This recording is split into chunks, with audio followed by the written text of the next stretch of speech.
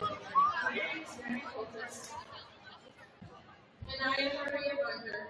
We'd like to give a special welcome to the veterans and their families who have joined us today for this program. We hope that today's program shows how much we appreciate your commitment to serve our country. At this time, we'd like to introduce and welcome to the stage the American Legion Post Number 12 and VFW Post Number 1140 Honor Guard as they post the colors. Please stand.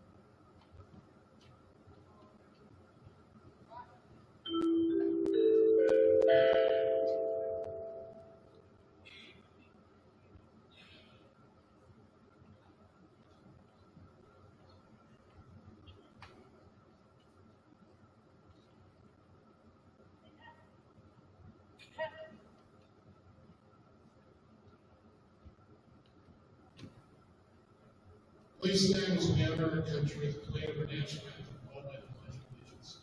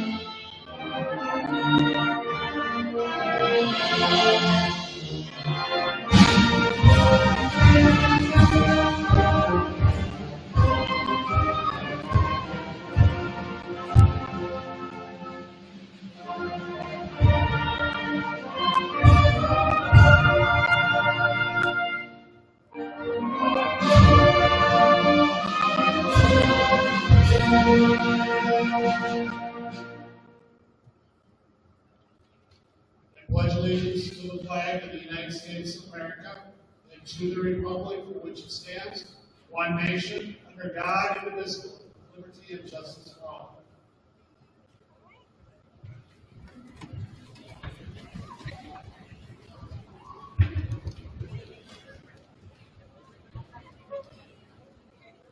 This Veterans Day, we honor the generations of women and men who have sacrificed and served, not for a person, not for a place or a president, but for the idea unlike any other, the idea of the United States of America. For nearly 250 years, our veterans have defended the values that make us strong, so that our nation could stand as a citadel of liberty, a beacon of freedom, and the wellspring of possibilities. Today, I am thinking of all of our nation's veterans who put their lives on the line to protect our democracy, value, and freedoms around the world. We honor our wounded warriors, so many of whom the First Lady and I have met over the years, who are bound by a common sense of duty, courage, and optimism, and we remember those who are still missing in action of prisoners of war, and renew my pledge to bring them home. Our military families, caregivers, and survivors also answer the call to serve. I remember so clearly the pride I felt in our son during his service in Iraq. As well as mourning, I saw the First Lady saying a prayer in his safety return. Our veterans and their families give so much to our nation, and we owe them all a debt we can never fully repay. As a nation, we have so many obligations, but we only have one truly sacred obligation: to prepare and equip the brave men and women who we send into harm's way, to care for them and their loved ones when they return home. Since the beginning of my administration, we have worked to make good on that promise, passing nearly 35 patriotism laws to support our veterans and service members and their families, caregivers, and survivors. That includes the PACT law, the most significant effort in our nation's history to help millions of veterans exposed to toxic substances during their military service. Since I signed the PACT into law last year, more than 478,000 veterans and survivors are already receiving benefits, ensuring the veterans exposed to burn pits and other harmful substances and their loved ones get access to the care and support they need. My administration is also committed to ending veteran suicide and homelessness and ensuring that our veterans have the resources they need to live full lives and thrive in their communities. We released a national strategy to reduce military and veteran suicide by improving lethal means safety and enhancing crisis care, as well as by addressing the economic, legal, and mental health issues that impact veterans. The Department of Veterans Affairs is also funding community-led suicide prevention programs, which help connect veterans and their families to needed services. Every veteran deserves a roof over their head, which is why we have taken bold actions to end veteran homelessness. Permanently housing more than 40,000 veterans last year and investing $1 billion to provide supportive resources to help assist vouchers for extremely low-income veterans to prevent homelessness. Further, we have taken steps to improve the economic security for veterans and their families by expanding job trainings programs for transitioning veterans and their spouses, and issuing rules to protect them from their predatory educational institutions. We are also working to ensure every veteran has access to the benefits and services they have earned. Earlier this year, I signed the executive order directing more than 50 actions to improve access to child care and long-term care for Americans, including military and veteran families, and to support family caregivers, especially those who care for our veterans. Recognizing the talents and contributions of veteran and military spouses, caregivers, and survivors to our workforce, I signed the executive order establishing the most comprehensive set of administration actions in our nation's history to support their economic security, increasing training and employment opportunities for military spouses in the workforce throughout the transition to veteran spouse status, and encouraging all federal agencies to do more to retain military and veteran spouses through flexible policies. The First Lady's Joining Forces initiative is further supporting military and veteran families, caregivers, and survivors by improving economic opportunities and expanding resources to promote health and well-being for this country. As we mark the 50th anniversary of our all-volunteer force and the 75th anniversary of our full integration of women in armed forces and the desegregation of the troops, my administration reaffirms that the commitment to supporting everyone who serves in the armed force. We have taken steps to ensure that more than 918,000 women veterans enrolled in the Department of Veterans Affairs healthcare have equitable access to benefit and health services. In part enrolled in the Department of Veterans Affairs and by expanding access to reproductive health care. We have worked to proactively review the military records of veterans discharged by Don't Ask, Don't Tell, and to modernize the process of upgrading discharges to help all the veterans access their earned benefits. We will continue to support our LGBTQI+ veterans and veterans of color who have made innumerable contributions to our nation and have truly made our military stronger, tougher, and more capable. This Veterans Day, may we honor the incredible faith that our veterans hold, not just in our country, but in all of us. They are the solid steel backbone of our nation, and we must endeavor to continue being worthy of their sacrifices by working towards a more perfect union and protecting the freedoms that they have fought to defend. In respect and recognition of the contributions of our veterans and their families, caregivers, and survivors have made to the cause of peace and freedom around the world, the Congress has provided 5 U.S.C. 610(3)(a). This is that November 11th of each year shall be set aside as a legal public holiday to honor our nation's veterans. Now, therefore, I, Joseph Biden Jr., President of the United States of America, do hereby proclaim November 11th, 2023, as Veterans Day. I encourage all Americans to recognize the valor, courage, and sacrifice of these veterans. I also call upon federal, state, and local officials to display the flag of the United States of America and to participate in patriotic activities in their communities. In witness whereof I have hereon set my hand, this 7th day of November is the year of our Lord 2023, and all of the independence of the United States of America, the 248th.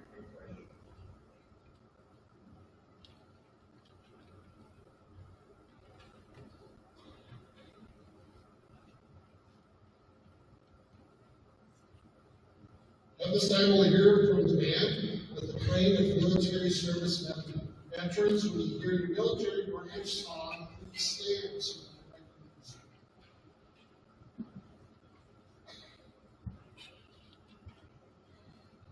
Veterans Day is an official United States public holiday observed annually on November 11th that honors military veterans, that is, persons who served or are serving in the United States Armed Forces. On November 11th, 1919, U.S. President Woodrow Wilson issued a message to his countrymen on the first Armistice Day. His message: a year ago today, our enemies laid down their arms in accordance with an armistice which rendered them impotent to renew hostilities, gave to the world an assured opportunity to reconstruct its shattered order and to work out in peace. These soldiers need to be honored on a day called Armistice Day. In 1945, Armistice Day was changed to celebrate all veterans, not just those who died in World War I. Congress led a delegation to General Dwight Eisenhower, who supported the idea of a National Veterans Day. Congress amended the bill on June 1st, 1954, replacing Armistice Veterans was signed by then President Eisenhower, and it has been known as Veterans Day ever since. These soldiers train, live, learn, and fight alongside each other. They form a bond that is unbreakable. Although the bond is common, each branch has its own traditions and codes of honor. Each has developed a song to display the core of that branch. Students, think of this like our school song. When we hear our school song, we stand proud and sing. When our opponent's song is played, we too stand to show respect. This too is the tradition of the branches of the armed forces, but on a much deeper level. This morning, we honor each branch of the military by playing their song. Veterans, please stand when your song is played. Students, please look closely. These brave souls have given everything to protect our freedom.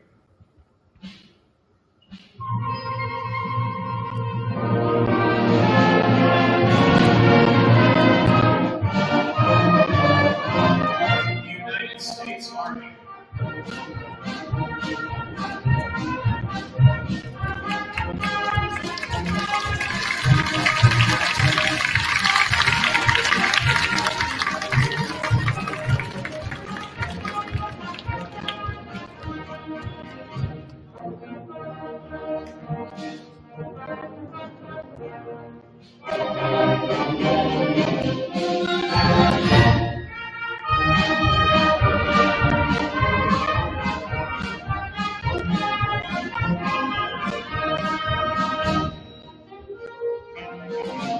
United States Marine Corps.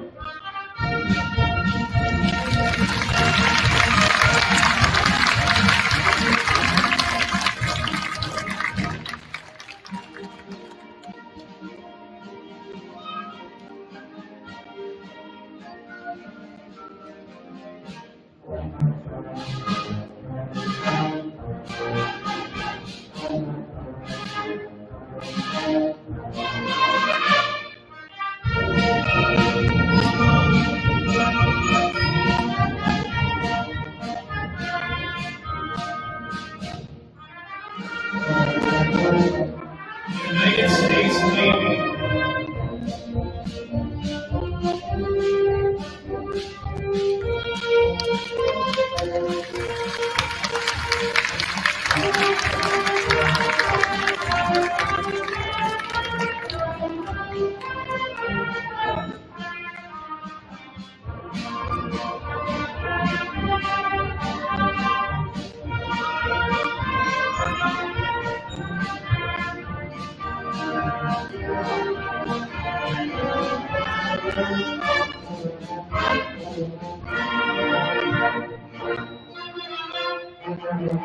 United States Air Force.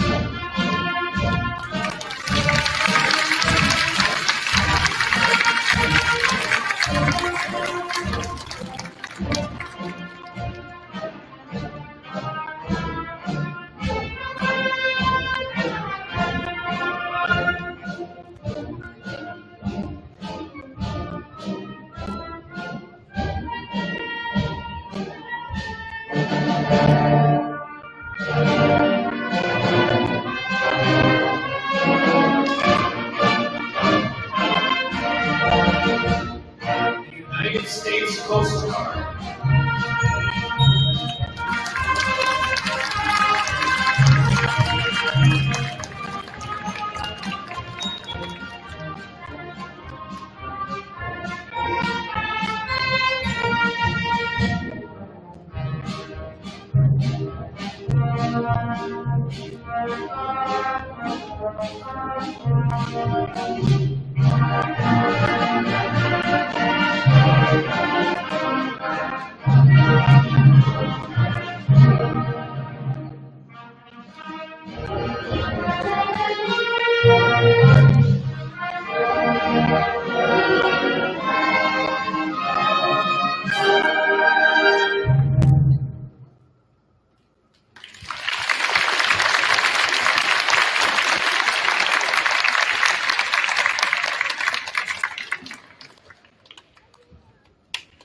Thank you, Mr. Spirit. The band sounded fantastic. Thank you.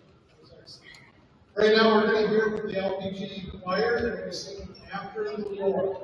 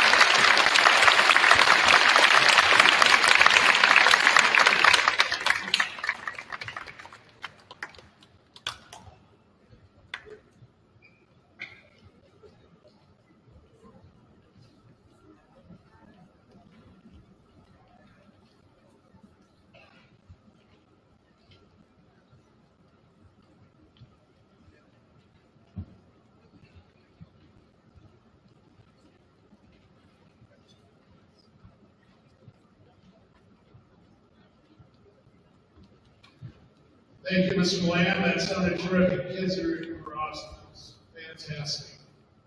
Before I introduce our next speaker, if you're spending time around here, you know that we are very strong in citizenship here. We have a number of staff who in the past currently have in current times, and a lot of us have served.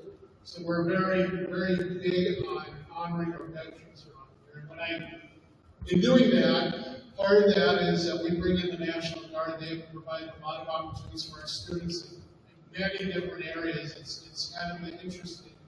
And they cover a lot of ground. Kids on camp quickly for everything from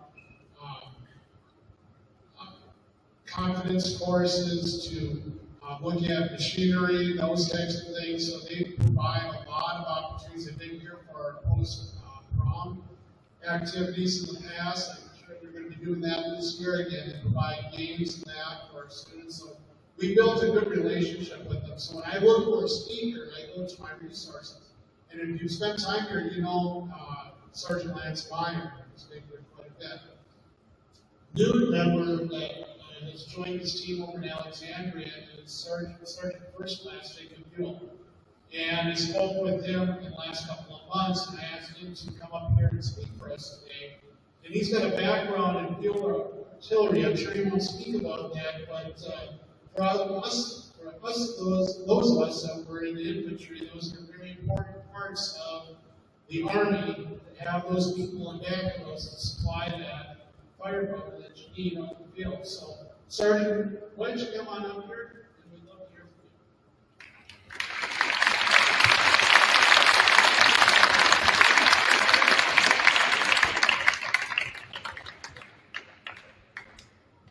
Ladies and gentlemen, thank you for the very warm welcome. As you mentioned, I'm Sergeant Jacob SRI National Guard.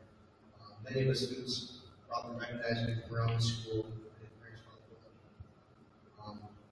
welcome you and thank you for coming to today's Veterans Day celebration. It's a privilege to be with you all today and pay tribute to my incredible brothers and sisters in arms. Veterans Day is not just another day on the calendar, it is a powerful reminder of the sacrifices made by those that have served our country. It's a day to pause, to remember, and honor our veterans' unwavering dedication and courage. It's a day to recognize the freedoms that we hold dear and protected by the selflessness of those who stood up and said, I will serve. Each veteran's journey is different, yet a common thread binds us all. We've all felt the weight of responsibility on our shoulders and stood firm in the face of adversity. We have known the camaraderie that comes with sharing challenges and sharing triumphs with our brothers and sisters in arms. We have learned the true meaning of sacrifice, often leaving behind the comfort of home to face unknown in a faraway land. Today I want to honor not just my fellow veterans who are here, but all veterans, the past, present, and your future veterans. Our ranks span generations, conflicts, and continents. We come from different walks of life and share a bond that cannot, will not be broken. It's a bond forged by service, shared by our experiences, and bound by our dedication to this great nation. Carry with us memories of the sacrifices that we have made, the sleepless nights, missed milestones. We also carry the memories of our victories, friendships formed, the lives saved, the challenges overcome. These bitter and sweet memories have shaped us into the individuals that we are today. History has provided extraordinary examples of the selfless deeds performed by our veterans. The number of people who have benefited cannot be calculated.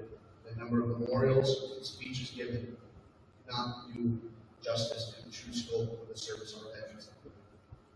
As we gather here today, let us remember those who did not return home from the battlefield. Their absence serves as a solemn reminder of the true cost of freedom. We honor their memory by living our lives in a way that upholds the values that they fought to defend.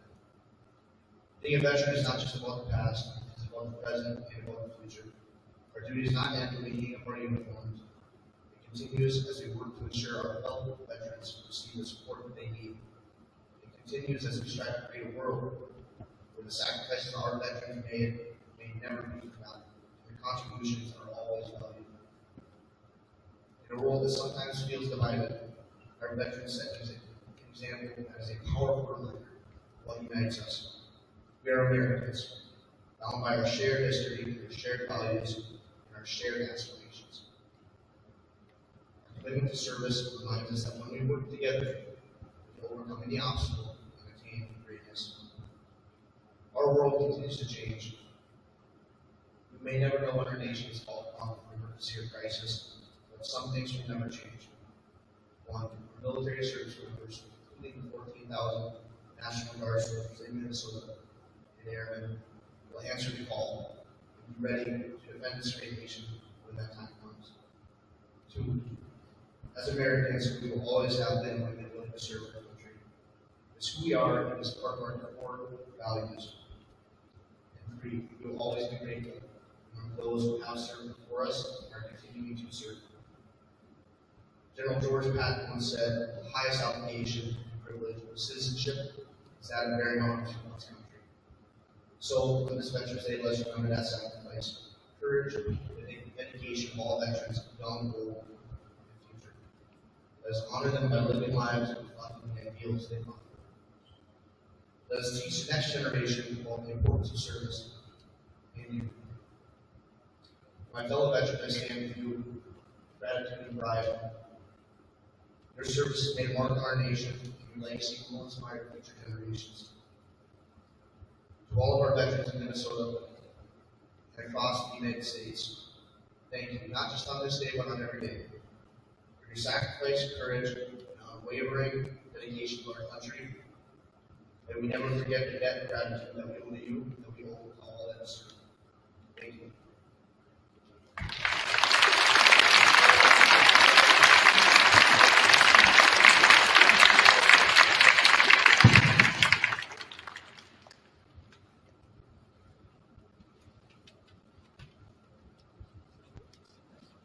At this time, we'll have the retirement retiring of the colors, followed by a moment of silence in the playing text.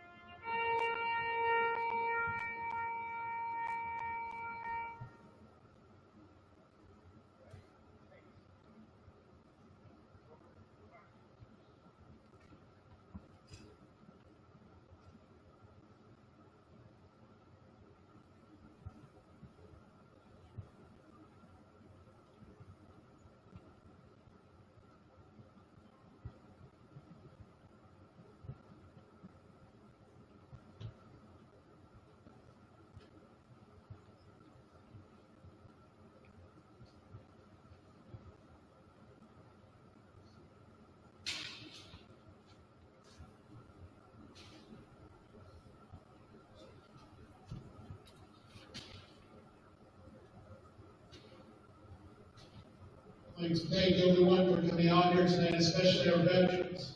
A number of our veterans volunteered. When they asked, who will go? They stood up and said, take me, I will go. Others were called upon by their country, and they went. Without any fight or anything, they said, I will serve. So make sure you get a chance to thank the veteran for their time and their service. And we have many amongst us. At this time, we're going to invite the veterans and their families to the commons, and we'll get some refreshments out there. You're more than welcome to. You're going to stay seated until we dismiss you. Thank you.